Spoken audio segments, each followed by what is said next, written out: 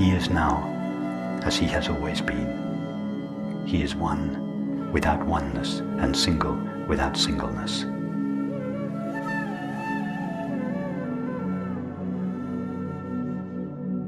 And he is not composed of name and named, for his name and his named is him. And there is no name or named other than him. He is the first without firstness, and the last without lastness.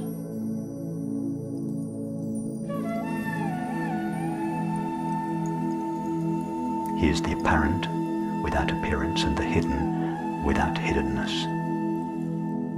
I mean that he is the very existence of the letters of the names of the first and the last, the apparent and the hidden.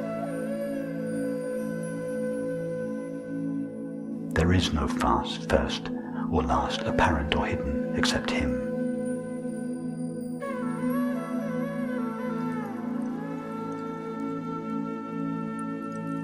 He is not in anything, and no thing is in him, whether entering into him or coming out of him. It is in this way that you should know him, and not through theoretical knowledge, reason, understanding, conjecture, nor with the senses, the external eye or interior sight or perception. No one sees him except himself.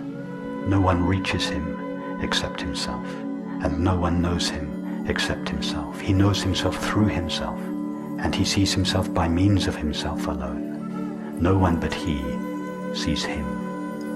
His veil is his oneness, since nothing veils him other than him. His own being veils him.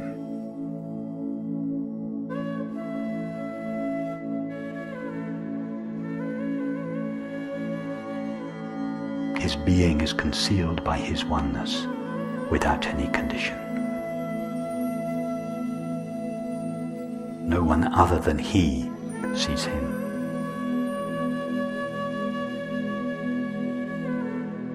His prophet is he, his messenger is he, his message is he, his word is he.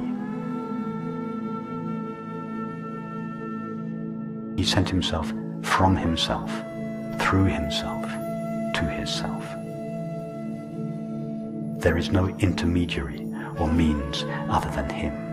There is no difference between the sender, that which is sent, and the one to whom it is sent.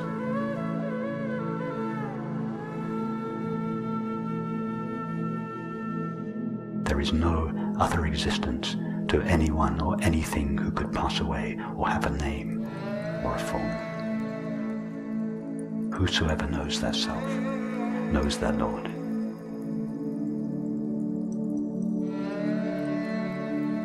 I knew my Lord through my Lord.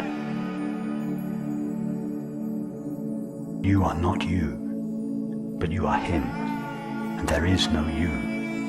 It is not that he enters into you, or that you enter into him, or that he comes out of you, or that you come in out of him.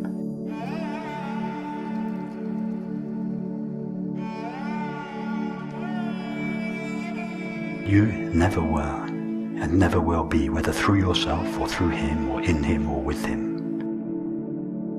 You have neither ceased to be, nor are you existent.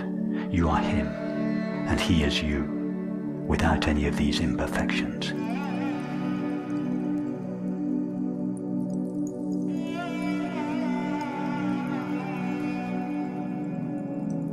What is the way to the knowledge of the self and the knowledge of God? That is, the knowledge of the servant and the knowledge of God.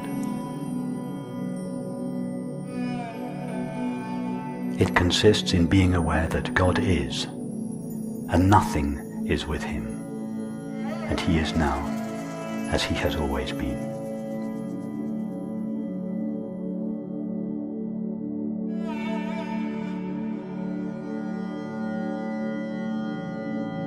Without the existence of what is other than him, so he saw things as they are.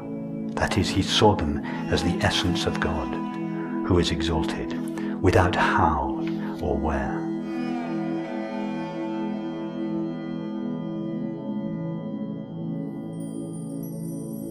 word things applies to the self and to other things, because the existence of the self and the existence of other things are equal in terms of being things. When you know the things, you know yourself, and when you know yourself, you know the Lord.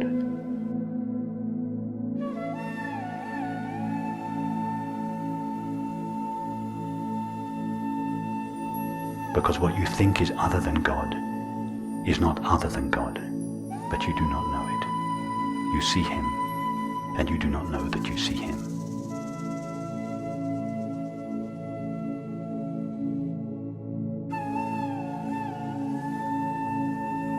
Everything passes away except His face, both inwardly and outwardly. This means that there is no existent thing or self but Him. Nothing other than Him has being.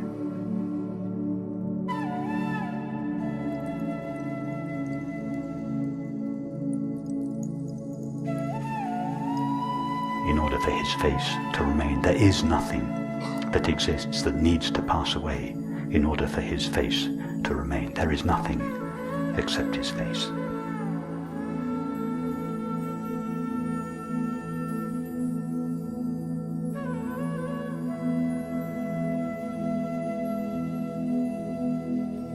Because if it were necessary for you to pass away or dissolve or disappear, that would mean that you are His veil. He would therefore be veiled by something other than Himself. That would require something other than Himself having power over Him, which prevents Him from being seen. That is an error and a misconception. As we have already said, His veil is nothing other than His oneness and His singularity. That is why the person who has reached the essential truth is allowed to say, I am the truth, or glory to me.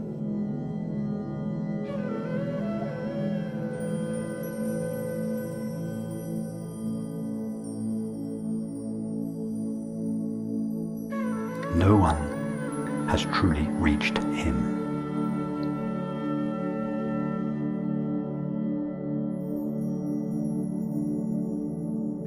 They see that their self has never really been their own self.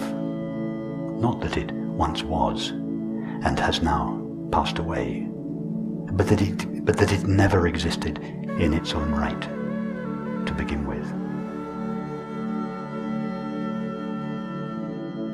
Because there is no self apart from His self, and there is no being except His being.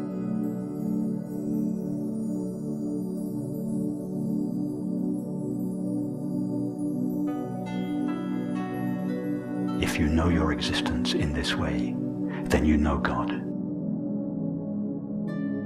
And if not, then not.